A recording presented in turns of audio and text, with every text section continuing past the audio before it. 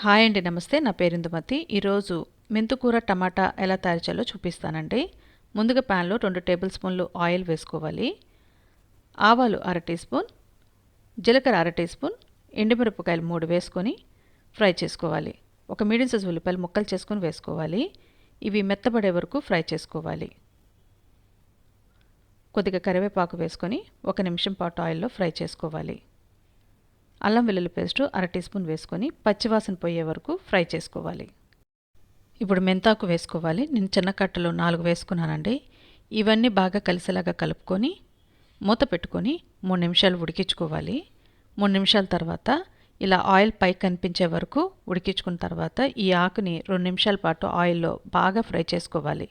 అంటే బాగా క్రిస్పీగా ఫ్రై చేసుకొని 1/4 టీ స్పూన్ పసుపు, కారం 1 టీ స్పూన్, ధనియాల పొడి 1 teaspoon, garam masala powder 1/2 teaspoon వేసుకొని ఈ మసాలాలన్నీ బాగా కలిసేలాగా ఒకసారి బాగా కలుపుకోవాలి.